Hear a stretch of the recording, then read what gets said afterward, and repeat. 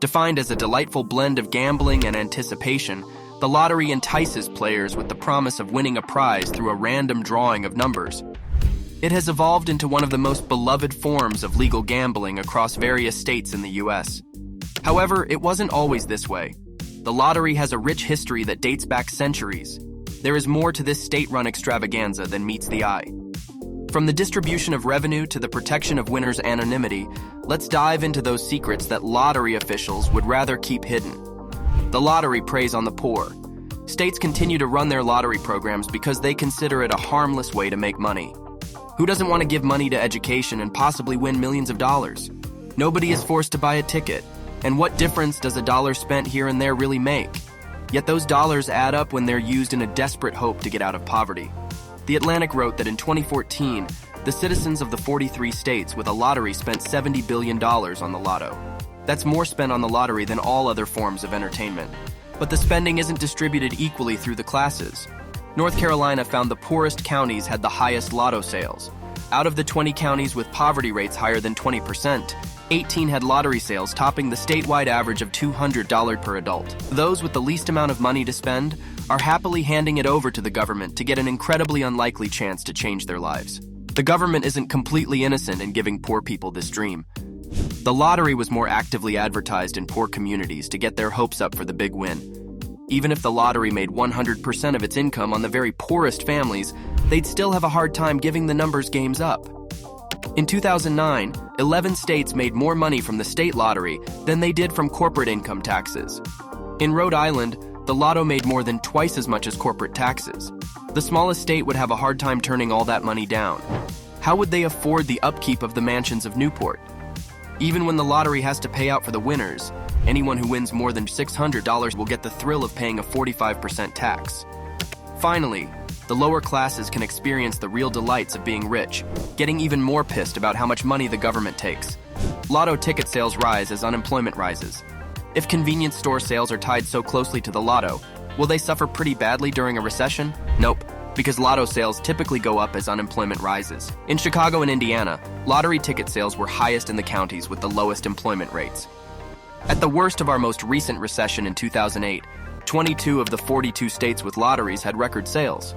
Yep, huge sales are made from capitalizing on people's desperate fears for their financial future. With state lotto slogans like, "All it takes is a dollar and a dream," the states are preying on hope.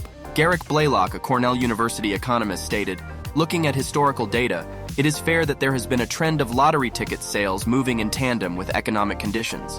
A very likely explanation is that when people are feeling desperate, they are more likely to stop by the gas station and buy 5 lottery tickets, hoping they get a big windfall.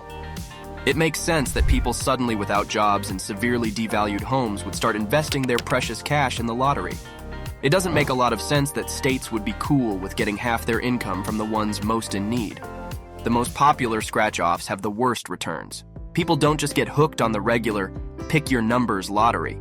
Scratch-offs are huge business. Sometimes customers assume that since the payouts are much smaller, the chances of winning are better, but no. All lottery chances are horrible. In New York, the scratch-off with the best payoff gives 88 cents per dollar. This $30 win $1 million a year for life ticket is so good, you'll only lose $3.60 every time you play. That's still a lot better than the lucky tripler, a not-so-lucky dollar scratch-off that pays out only 59 cents on the dollar.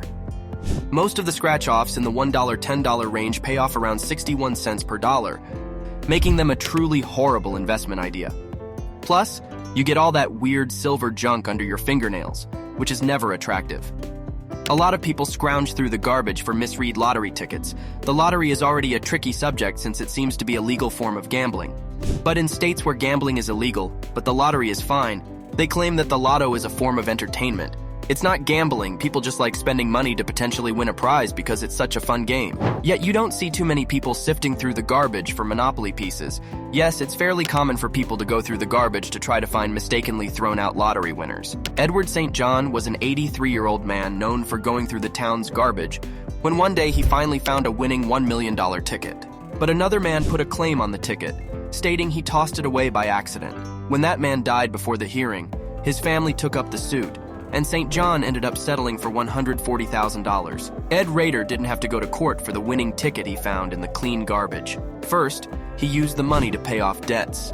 Sadly, he also used it to buy more lottery tickets, and soon the winnings were gone. Retailers scam lottery ticket winners. Okay, the odds aren't great and the wrong people are targeted, but at least lotto winners get experience the fun of cashing in their tickets with no problems, right? Of course not. Lottery retailers scam people all the time. This isn't some ingenious number-running business. It's a pretty simple con. They just lie. Retailers will often take the winner's ticket and say, "This isn't a winner."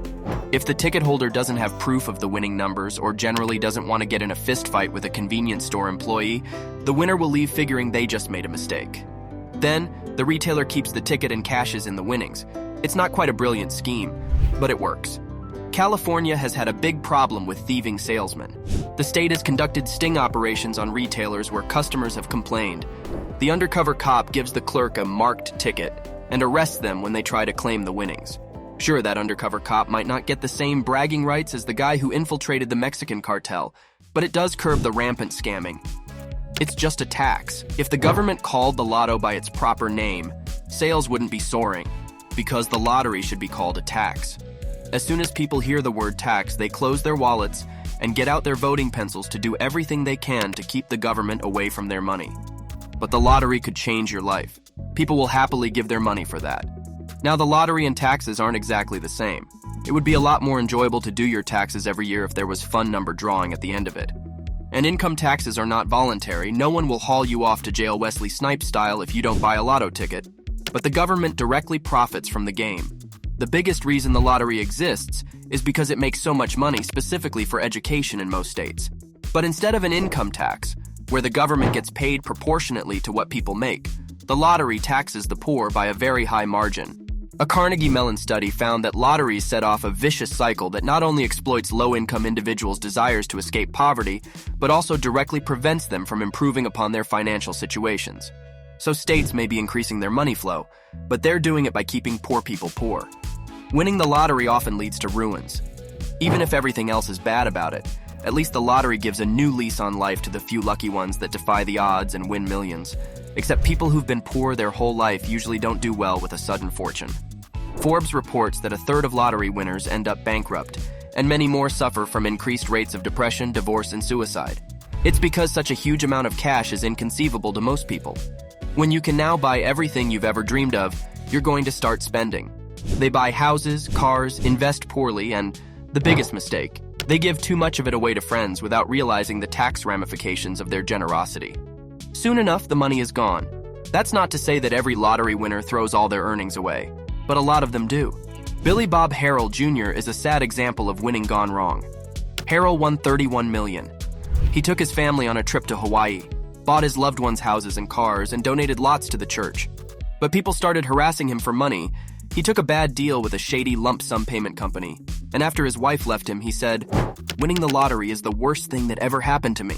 His son found Harrell's body at home. He'd killed himself. The lottery sucks.